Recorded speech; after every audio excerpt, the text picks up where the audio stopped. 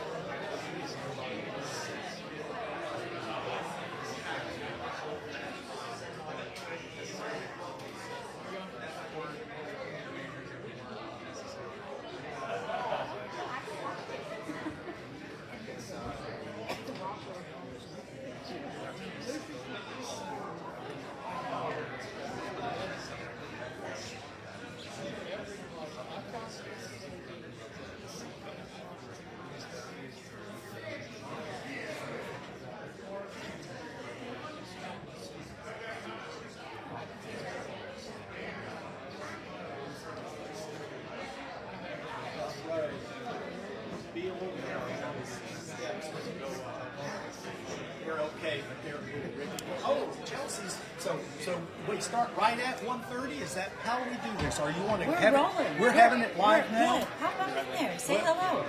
Say hello to all your fans at home. Okay. Chelsea, you gave me a chance at it.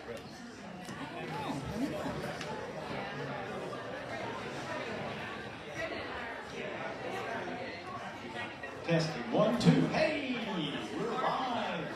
Come on in, get settled, folks. We're going ahead. We're testing the live stream to make sure the people at home are hearing and seeing us, because this is going to be live streamed, and we'll be starting in just 2 or 3 minutes. We still have some latecomers coming in, and we want them to see everything. But welcome, all you people out there in Facebook land. You ready to start? Just give them a hand, yeah. We'll be ready to start in about 2 minutes.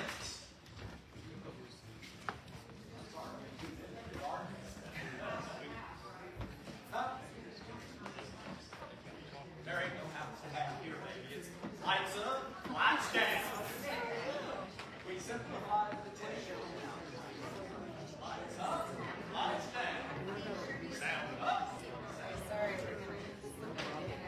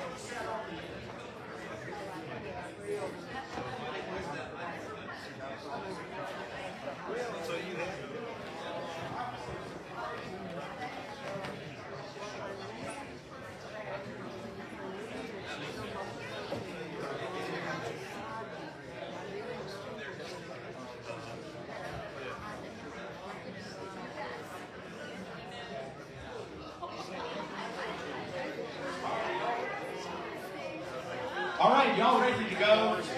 Stand by. House to half. Just kidding.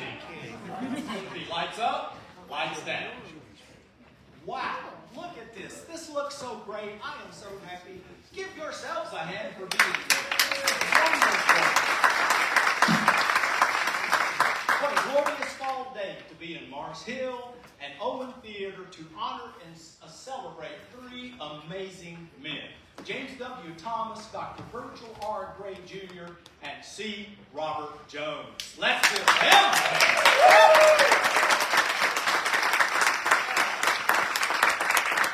These men made a significant and lasting impact on Mars Hill, the Theater Arts Department, and the region in general, and literally hundreds of students in their career.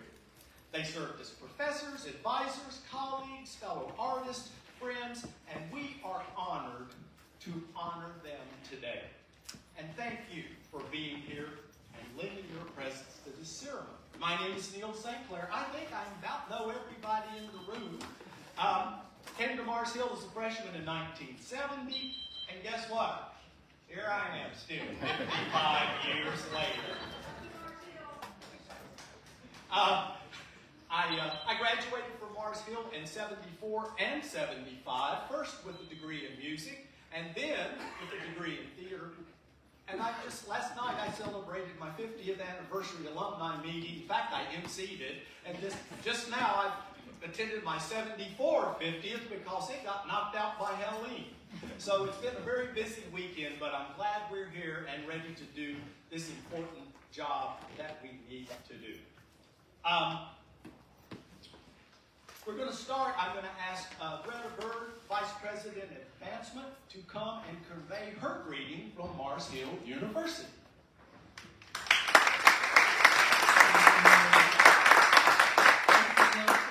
Greta Bird, Vice President of Advancement and Alumni Relations, and that means fundraising. I want to take a moment to thank Neil. In the time I've been here since January 2023, Neil has done a fantastic job of getting our alumni reconnected. And you all know, some of you were here back in March at a reunion, and we are so happy to have you back. I'm not going to take much time, but I think it is important to say that Mars Hill University is so pleased, and we have such a long history. I had to share a little anecdote, and when I first started to work here, graduated in '88, but when I came in 2023, I was in the president's box at football, and President Floyd said, Greta, how many football games did you go to? And I said, I didn't. Now, if he had asked me how many plays I came to, I would have said almost every one.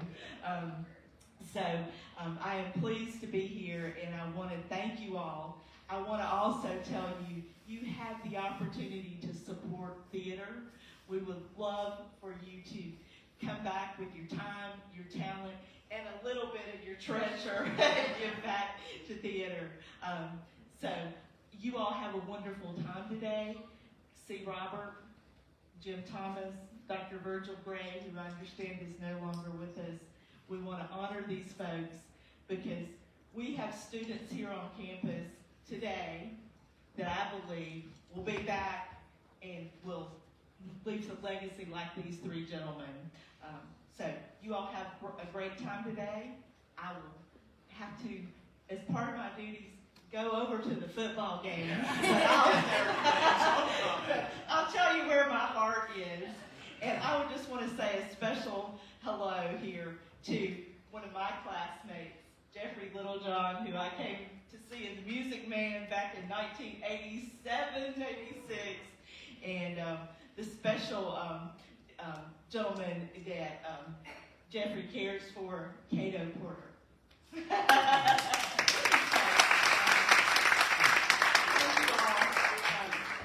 Again, have a wonderful afternoon.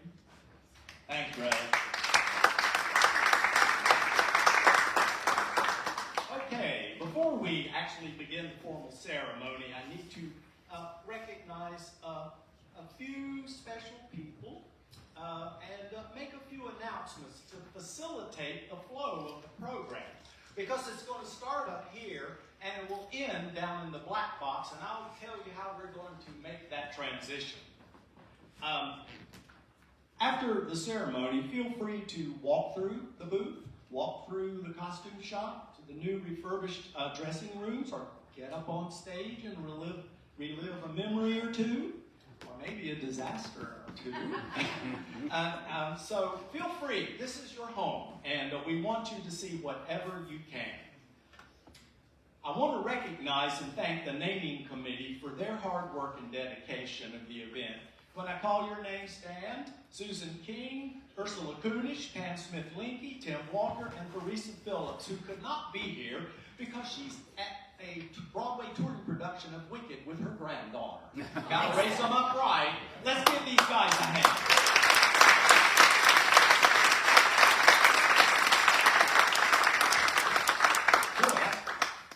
Can't see much. All right, so let's recognize a few people. I want to recognize all current and retired theater arts faculty. Raise your hand. Yeah. You better get your hand up.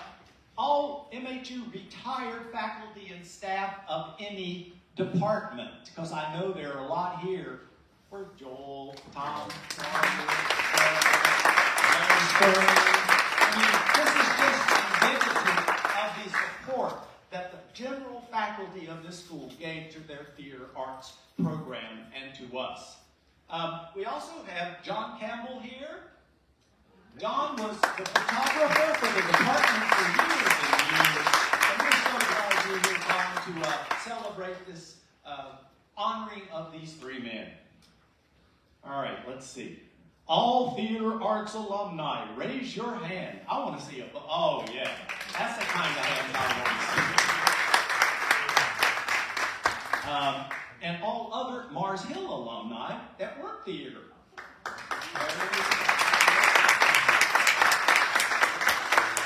All right, here's the question. All theater arts alumni who eventually came back and became Mars Hill Theater faculty and staff. There's a lot. There's a lot of them, and that tells you that while they were here, they had a wonderful time and couldn't stay away. They just had to come back. And finally, to all our fellow alumni and friends who are joining us on Facebook, we welcome you, and I just had an idea. All of you who are watching on Facebook, click like and make a comment as to where you are watching this ceremony. We have Because I Lubbock. know we're going to have people from states all over the country, and wouldn't it be nice if we had a list of those we could show the administration that theater arts people support Mars Hill Theater Arts people. So if you could do that, that'd be great. All right, the time has come to recognize our honorees. C. Robert Jones, please stand and receive our welcome.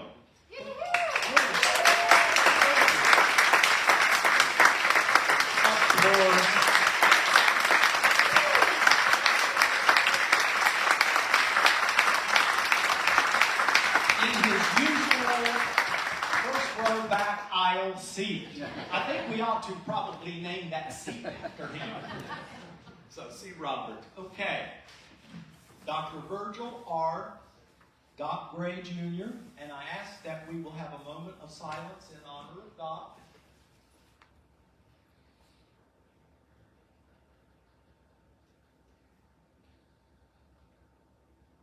Thank you. And James W.T. Thomas. Now, unfortunately, Jim could not be here today, but he sent me a message of greeting that I would like to read to you. To all my wonderful friends and colleagues from all our years in the Mars Hill College University Theater Arts Department, and the Southern Appalachian Repertory Theater. Thank you for remembering me after all these years. It was truly an honor and a pleasure to serve our community with you. I look back with amazement and joy at the accomplishments of our students and graduates. Thank you for your commitment and hard work. And what an incredible talent and wonderful people we were, so fortunate to work with at SART. Thank you for bringing such fine art to our little mountain community. It is also with great joy and pride that I remember the terrific experiences that Doc, C. Robert, and I had together. Thank you all for the tribute, and thank you for paying attention to our heritage. With respect and love, Jim T. Thanks, Jim.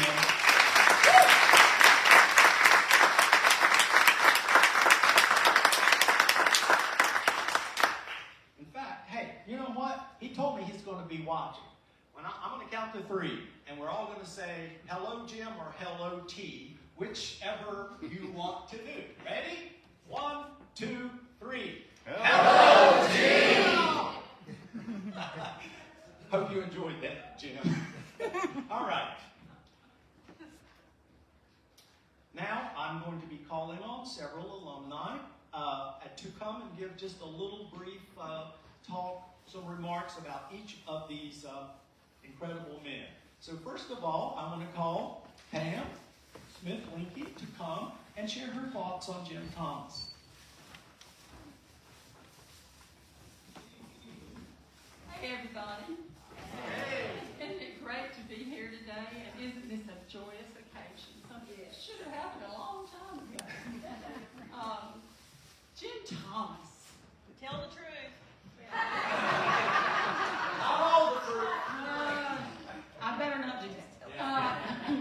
Jim Thomas has always been a man with bold ideas.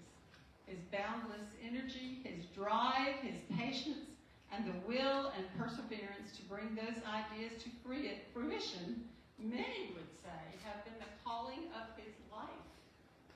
He came to Mars Hill in 1962 as a theater professor and technical director under Mrs. Elizabeth Watson, who was an English professor. Mrs. Watson, along with her predecessors, Bonnie Weigert and Imogene Cohen, built a strong, decades-long program of theater arts at Mars Hill.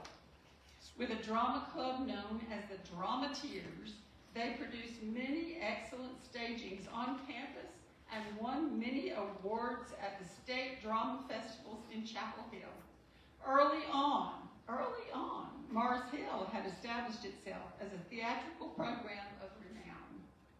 After Mrs. Watson had a stroke in 1965, Jim Thomas took over for her and began working on his vision for the department. He wanted theater arts to be a separate department from the English department. He envisioned it as becoming one of the strongest and most well-regarded programs in the region.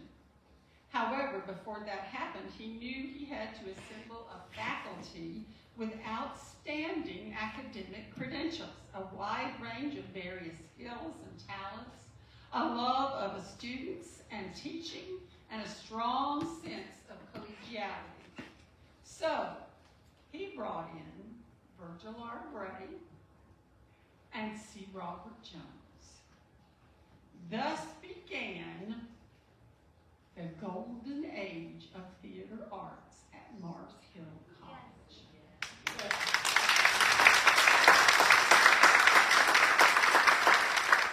Some of Jim's visions that became a reality were the establishment of a BA degree in theater arts, the first BA degree with theater arts education in North Carolina, the establishment of theater arts, of a BA degree in musical theater, and the establishment of a BFA in musical theater. He was an excellent and devoted teacher in a wide variety of classes, including acting, directing, theater history and literature, stage makeup, and many more. He made class informative and interesting, but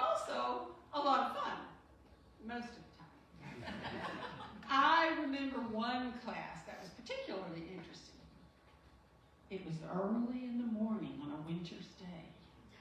We were all there and anxiously awaiting our esteemed professor. Actually, we were all sleepy from a late night and really not in the mood for class. But we waited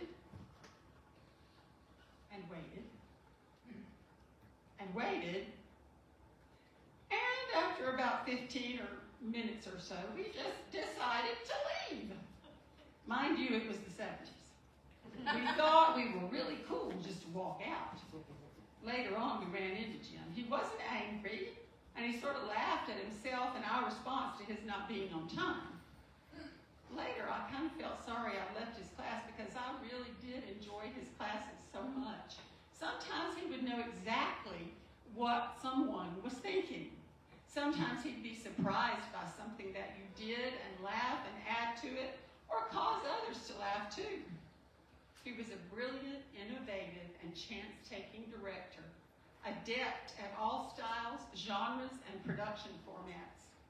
He would absolutely amaze me sometimes. If I was having trouble understanding exactly what he wanted in any given scene, he would bounce up on stage and show me what he was talking about. He was great about giving us creative freedom during the rehearsals. Some ideas that we had, he loved and was very encouraging about them. He was molding us and making us into really good actors and later on, good directors. He was always positive and warm with all of us. His vision for the production itself became clear for us all to see as things moved along, and he was usually spot on in his interpretation. Jim directed me in The Miracle Worker, in Mandy Lou, in Ark of Safety, in No Exit, in Rivals, and A Funny Thing Happened on the Way to the Forum, and many others. Some other notable plays that he directed were Mick Bird, Tea and Sympathy, and Enemy of the People, as well as Hamlet. He had a good knowledge of technical theater and an eye for design. He designed a number of productions for the department. Owen Theater Stage was graced a number of times by Jim's memorable acting performances in plays and musicals. Sganarelle in The Doctor in Spite of Himself, Cynics in A Funny Thing Happened on the Way to the Forum, and Rufus Tatnall in Mandy Lou. As an administrator, he served as department chair, chaired the Division of Fine Arts, and later saw the artistic director of the Southern Appalachian Repertory Theater, otherwise known as SART.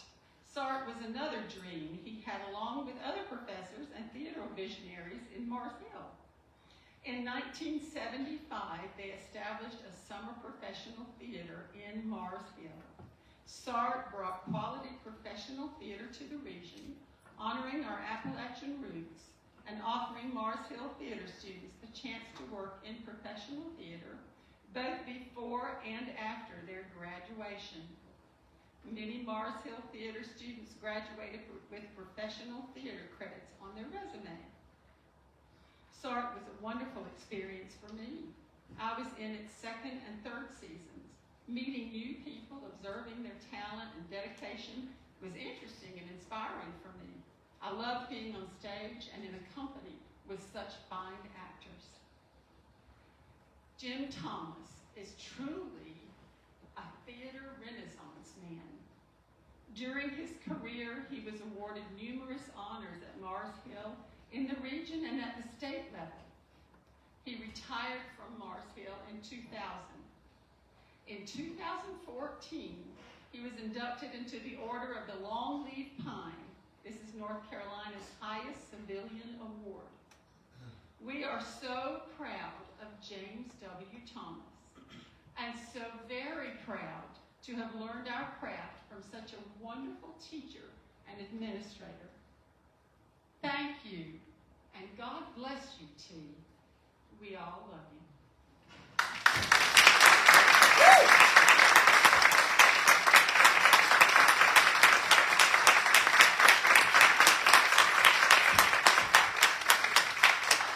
Tim Walker, come on down.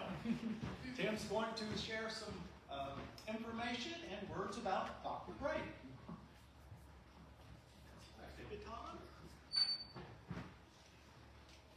afternoon. Thank you for being here. Really, it means a lot to those of us who have been involved in this. Dr. Virgil R. Gray, theater arts professor here from 1968 until his retirement in 1985. His impact on the people who knew him was remarkable, and his impact on this place, lasting at least until now. Preparing for today, my first thoughts were about his name, Doc. That's what everybody called him. Students called him Doc. Other professors called him Doc. I'm talking professors who had doctorates in their own field called him Doc. Maybe Joe called him Doc. At least in front of all of us. Now maybe, it was that kind of parent thing where your mom and dad in front of the kids, but, your other name in private. So maybe they called him Virgil or Roy, which, by the way, that's what the R stood for. But all we ever heard was Doc. My mental image of him, he's an imposing physical man, disheveled hair, a short-sleeved khaki shirt, partially untucked. One part of it had to be hanging outside of his pants. Worn khaki pants, and whatever the current colors for the current set were, that's what was all over. He used his clothes as his paint palette. Doc was also a Renaissance man in the theater. He could design and build wonderful sets and then light them masterfully. He loved exploring the human experience by directing plays that were edgy and somewhat controversial, like The House of Blue Leaves and The Great God Brown. He even wrote a play about Dracula. And he turned this church sanctuary, or what used to be this church sanctuary, into a theater.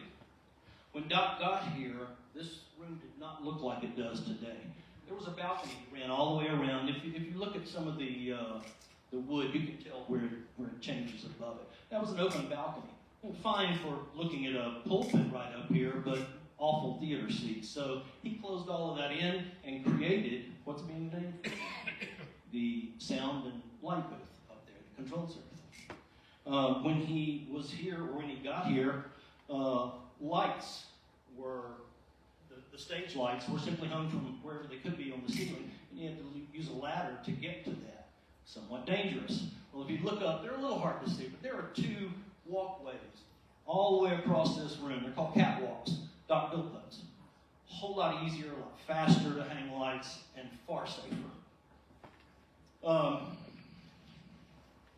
In the back of the theater, back there, the whole back section where you can see so much better now, well, used to you couldn't because it was a lot flatter. Doc tore that entire area out, built a red floor, and now you can see a whole lot better.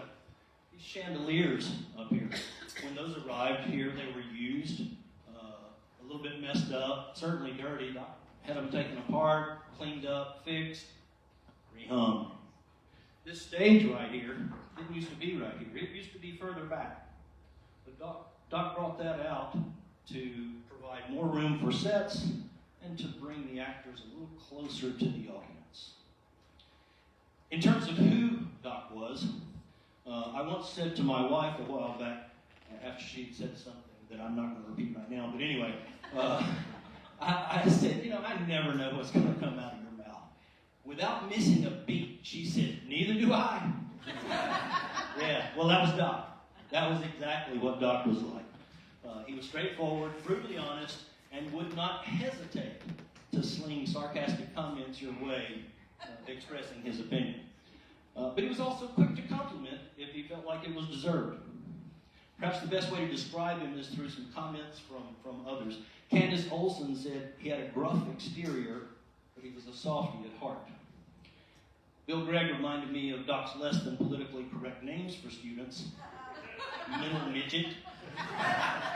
Yeah, tiny tank. And little one. Yeah, he could put you down pretty well. Charlotte Tinkin remembers being stunned watching him carry a 4x8 platform. Those things are heavy if you've never touched one. But anyway, picking it up under one arm and carrying that. Doc was a big man in so many ways. Numerous people suggested that I would be remiss if I failed to mention some of his greatest loves. A a good game of spades. Chinese food. The miniature train set that covered his basement. And, of course, Majo. I think Dr. Earl Leininger summed it up best by saying, Doc was indeed one of a kind. While tact was not always one of his talents, he was smart as a whip, incredibly knowledgeable about all things theater, and a gifted teacher. Personally, he taught me how to design and build sets, hang lights, run control boards, how much you could change a set just by changing the colors of the gels on the lights. But most important, he helped me to learn to have confidence in my abilities. My best example of that came in the fall of 1977. C. Robert was directing a show called Spoon River Anthology, and Doc was unavailable for whatever reason, so they hired me to design and build a set. Because all the characters are deceased, I wanted them to appear as if they were floating when they came out. So I had various platforms on stage that I didn't put legs under. I hung them with steel cable and painted the cable so they disappeared. So it looked kind of like they were floating. Well, on tape rehearsal night, I'm standing at the back of the theater back there, and Doc's beside me. And when the house lights dimmed and the stage lights came up, he said, "Well, it's time for you to go. Clearly, I've taught you everything I can, because this is better than anything I've ever done." Once I was able to, a few minutes later, once I was able to pick myself up off the floor, I uttered a weak thank you.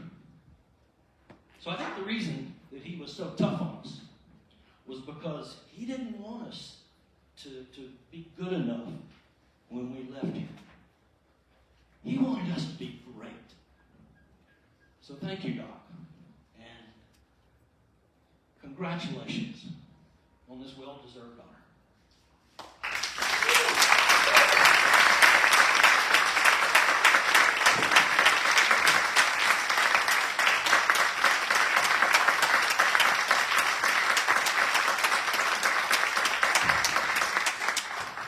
Is the Belle of Amherst in the house? Susan King, come on down.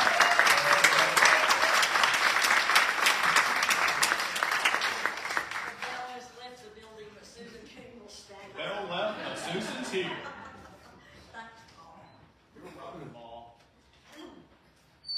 How many people in the audience recognize this little gesture? Raise your hand. How many people in the audience have had C. Robert look directly into our eyes and say, "Get over it"? I'll come back to that. The playbill cites some of C. Robert's titles, positions: professor, director, playwright, lyricist, composer, Department of Theater Arts chair. We didn't have room without the words falling off the page to also add advisor, historian, mentor, friend. He is all of those and more to so many of us who were fortunate to come in under his tutelage and that of Doc and T. They truly brought us up in the ways of the Lord. I guess the Bible, but we might not have known it at the time. I think we came to know it very well as the years went by, the long years. Some say that God is in the details. Others say that the devil is in the details. I say that C. Robert is in the details.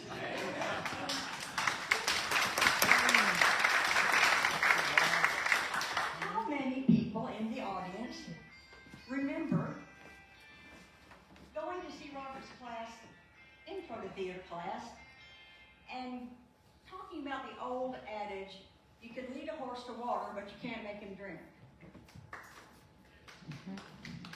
Little did I know until that moment that that line can mean many things, depending on which word you emphasize. You can lead a horse to water. I might not be able to. You can lead a horse to water, but why would you want to? You can lead a horse to water, but can you lead him away? You can lead a horse to water, and on and on and on. And of course, the lesson in all of that was emphasis matters. Detail matters. Which word you underscore elucidates the meaning of the line, and if you emphasize another word, the line can change completely. Details matter.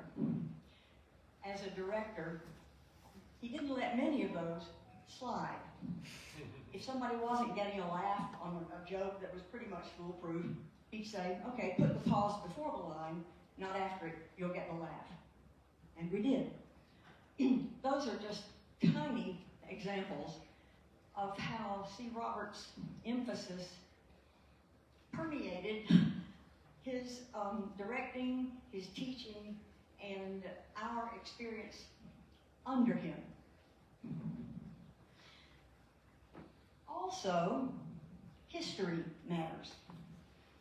C. Robert is at heart an historian, and so many of his plays have been about histories of the people of the region who left a lasting impact here at Marseille and in the area, and many times across the country. The Gentle Giant of Kona, A Belonging Place, about a prisoner of war camp in World War I, in Hot Springs. And I remember in his writing of Treasures, which was the history of Marseille College, he had a devil of a time finding original documents, finding founding documents, finding. I know that Richard Billingham, who is the heart and soul of Appalachia, is here today, and Richard provided much of his research that I think was primary in your development, C. Robert. And last night I had the pleasure of having dinner with Richard Billingham, who said, C. Robert is a genius. Don't let that go to your head, C. Robert. It has been said, taking chances matters. Everything that we do in the arts, of course, is a big chance. In performing arts, it's all ephemeral, it's all gone once the curtain goes down. The only thing that's really quantifiable is the box office take. But the rest is magic, it's whimsy, it's transport to places we may not have even ever imagined. And then it's over. But it is an experience that stays with us for the rest of our lives. All of these things where the playwright, the lyricist, the composer, the director, the actors, the designers, the technicians agree to walk off a cliff and just hope that taking the chance will have been worth it in the creation of something that will last beyond the moment when the curtain falls. Another thing that matters in the taking chances realm is that C. Robert's written a play about them. Has anybody seen Taking a Chance on Love? Has anybody seen it twice? Thank you, C. Robert, for taking a chance on love and taking so many chances on us. You've taken improbable chances on me when you really didn't have much reason to. And I want to tell you about a couple of things. C. Robert has presided over, aside from death and divorce, he's presided over 3 of the single most awful moments of my life. He also was present during deaths and divorces, and probably I wouldn't have made it through either without those. Anyhow, these all have to do with the Belle of Amherst. And where I'm going with this is kindness. I suppose if I had to find one word, if I had to isolate one word that C. Robert embodies to me, it is kindness. When I was trying to do the play up here, I knew my lines, I knew my blocking, blah, blah, blah. But it was just not right. Rather than say, Susan, this is just not working, C. Robert arranged for me to watch a videotape of the next to last rehearsal, the next to last rehearsal before the play. And I've never been so mortified in my life because I had to realize that I had to just do something different from everything I had been doing, and maybe there would be hope. He didn't criticize, he didn't give me lots of notes, he didn't give me all kinds of particulars that I could fix, and he didn't say, dear God, what was I thinking? But he made me watch that, and what I did was just something different, and that helped. Another time, where he was infinitely kind, I was going to play in my hometown of Carrollton, Georgia, the city of opportunity, and I was just so happy. I was having such a good time. My friends were there from high school, and I was at the college where my parents taught, my father taught, and people were laughing in all the right places, and I was just giddy.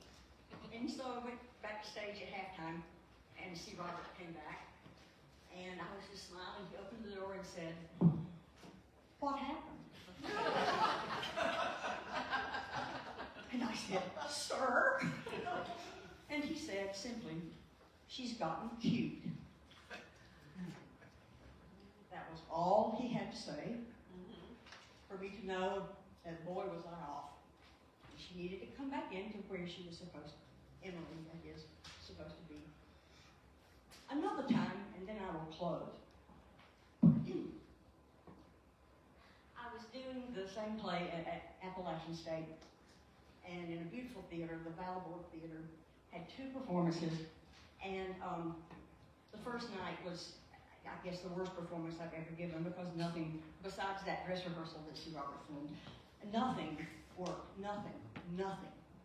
I was just devastated, because back when I used to direct plays, and actors talked about bad audiences, I always said, I don't believe in bad audiences, only bad performances. And that applies to myself more than anything else. So when it was all over and we lived, I was out in the parking lot just devastated. And I was telling C. Robert all about this and how horrified I was and ashamed. And he said, yes, I know, it was like being nailed to the cross for 2 hours. And then he said, I mean for you, Susan.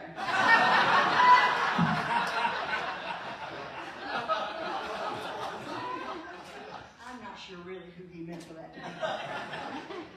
I'll take it. And so, C. Robert, if all of this praise, adulation, all the flat-out love that's coming toward you from all of us in waves is too much for you to bear, what I have to say is, get over it.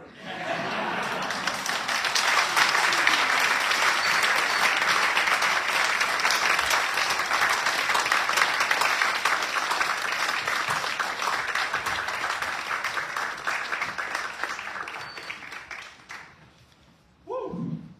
That was something. We're getting close to the end of the formal ceremony. Before we do, I want to recognize one more person, and that's Chelsea Gaddy. She is currently the head of theater here, and she's one of our children, and she has some of her children here, some of the current Mars Hill Theater majors. I think we need to give them a hand.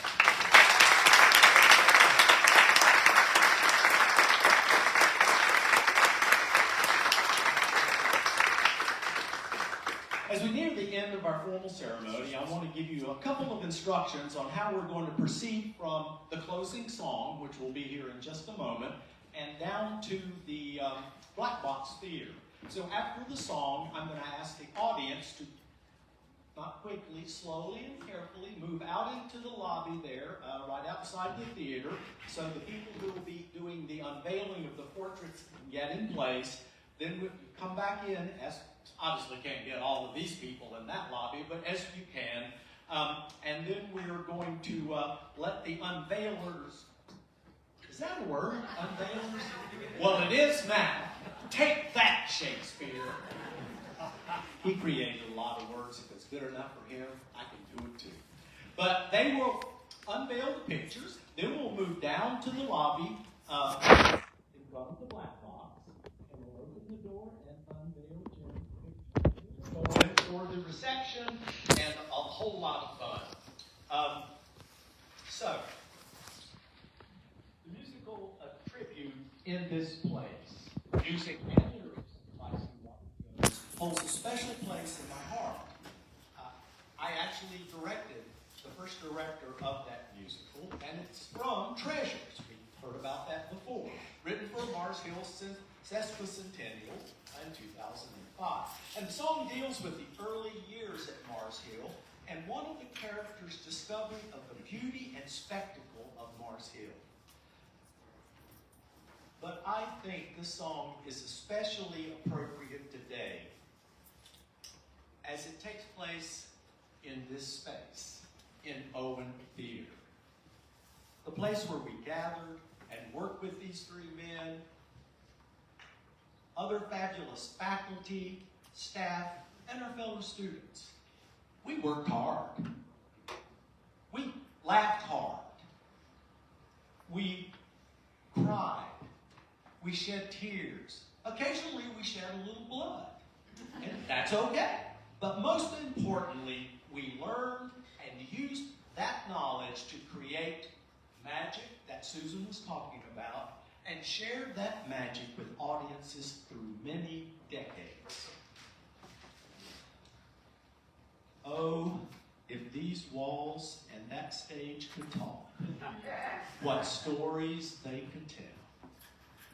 Enjoy in this place, sung by Willis Vidmore. Come on up, guys.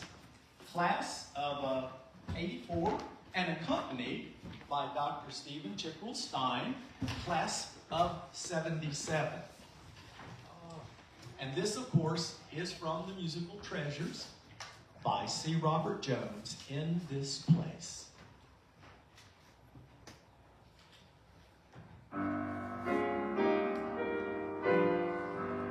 In this place, there's magic in this place, a treasure rich and rare, a world sublime. Hey, that postcard beauty everywhere, a matchless place etched in time. Feels like home, oh my, it feels like home, a realm where dreams appear and love abounds. There is something wonderful right here, a rainbow's end on these grounds. What this magic is, nobody knows, and we'll see wrong. But whatsoever it is, it's clear, it's lyrical as song, mystical and strong, a miracle lifelong. In this place, this Eden paradise, a spirit claims my soul and steals my heart. What a lovely place for growing. And if I'm smart, I'll ne'er depart. The magic in this place. There's magic in this place.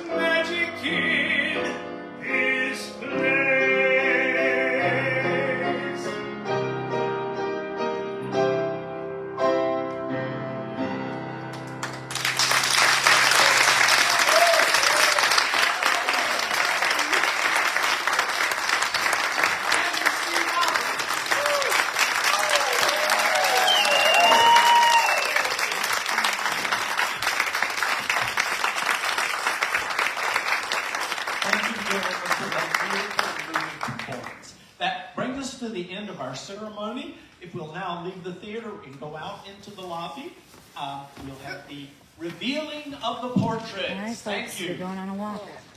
Here we go. We're going on a walk.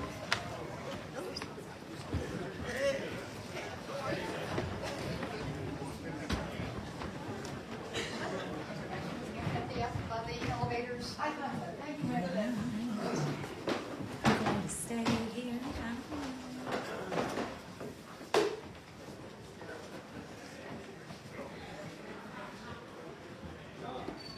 Do we need to start here? Yeah, I'm sorry, I'm doing the wrong thing, as usual. Well,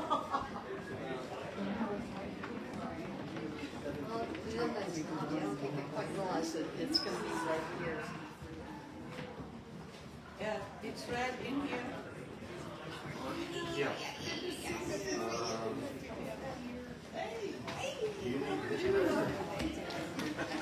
Say hi to the folks at home. Say hello, hello.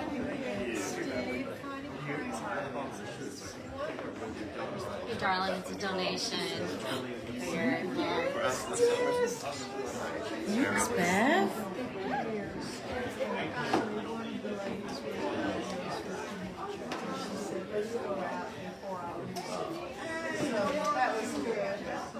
It's okay. We're just in time for the unveiling. We're going to reveal the picture. So please move on out quickly into the lobby as far as you can go so everybody can get out. All you committee members, help get these guys, get them at the pictures, and we're going to unveil. Hey, Phil. Good to see you, Phil.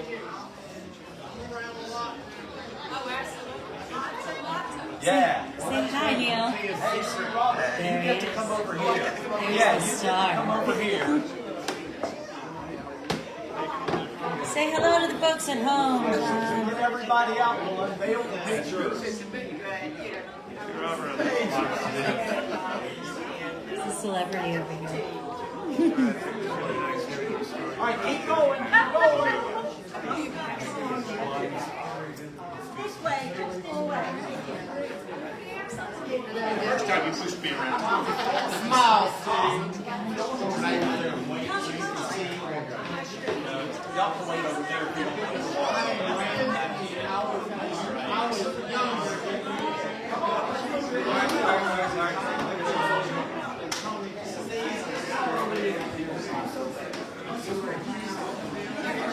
Beautiful, thank you.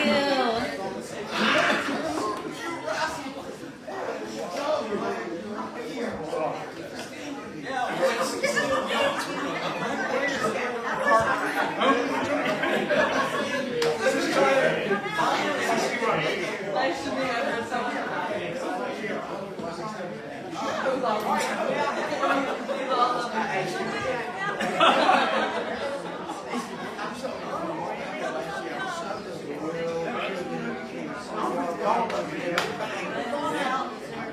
Yeah, we went over yesterday afternoon with the folks who lived on the west who took care of us for those 3 or 4 days.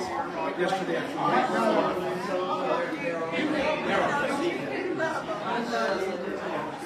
Where's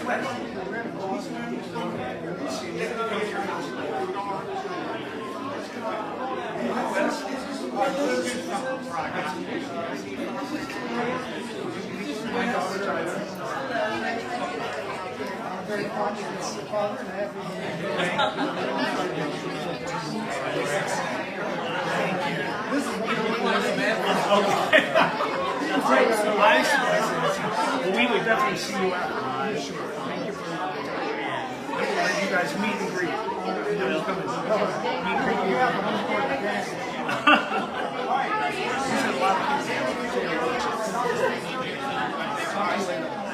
We'll see you there.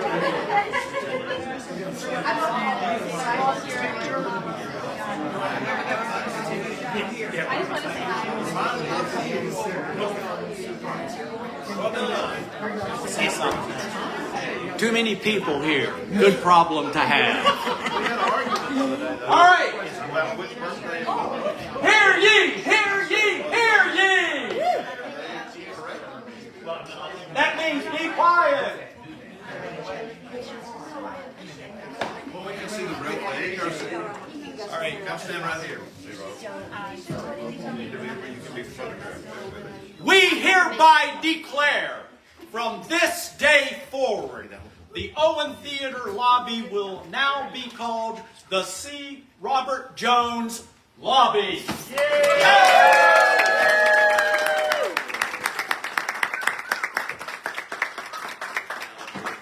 We also declare from this day forth, the Owen Theater technical booth will be known as the Dr. Virgil R. Gray Doc Technical Booth.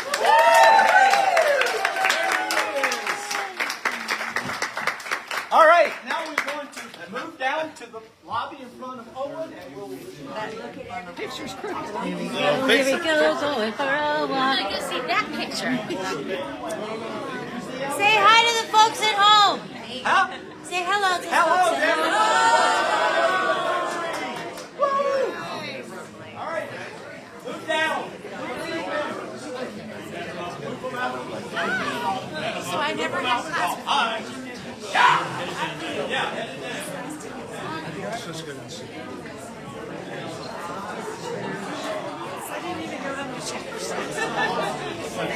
Lead the way. We're headed down.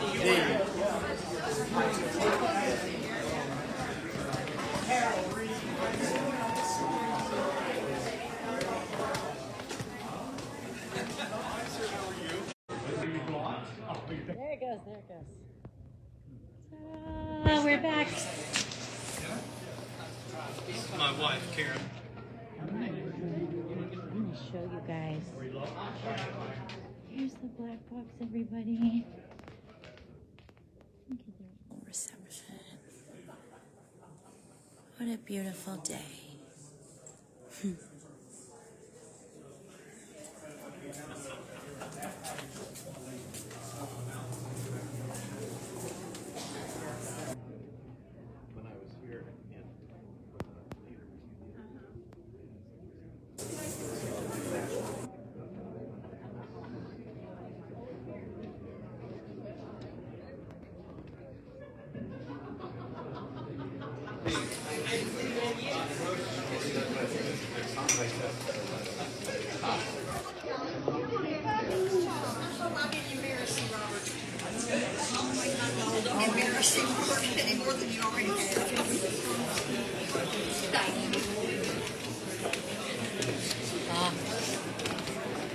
Some stars. Nice.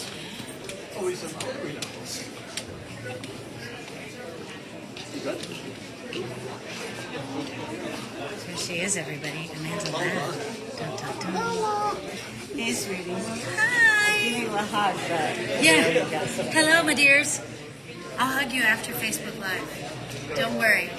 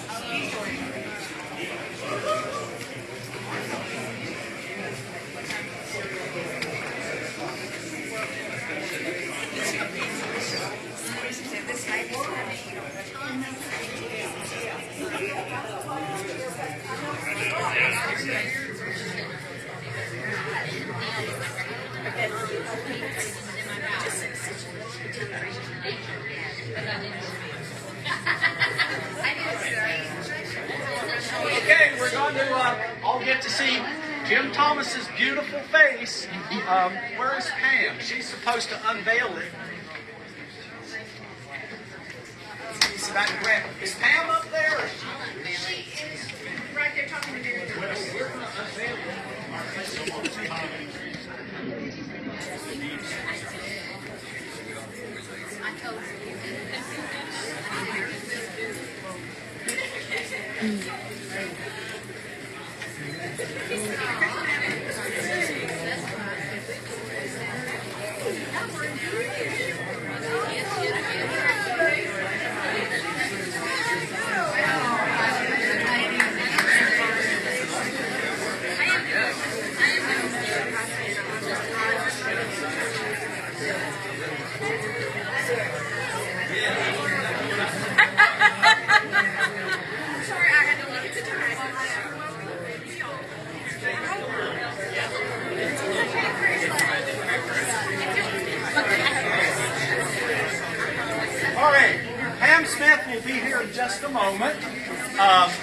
If I could have your attention just for a moment. As soon as we do this, we go in and have fun. Obviously, the James W. Thomas Theater has already been named the James W. Thomas Theater. But they did not have a picture of T in there at that time. So we thought, with this naming service, this is the perfect time to put his picture in his theater and unveil that. And Pam Smith-Linke is going to do the unveiling because she did his tribute. And she's coming down the elevator right now. And as soon as she does, we'll unveil Jim's picture. And then we're going to go in. We're going to have refreshments. We're going to visit, look at pictures, tell stories. And we have in there a little box where you can write a note to C. Robert or to Jim, a little thank you memory box. We hope many of you will fill out those cards and stick them in. All right, Pam, get in here, girl. If you can kind of look around here. Here we go. So, in honor of the Jim Thomas Black Box Theater, we will unveil the portrait of James W. Thomas. Ta-da! So, feel free to go in, have some refreshments, look around, and we'll be starting to do some other stuff in a little while. Thank you. Too bad you're missing the refreshments. I know, I showed them. All right, say goodbye.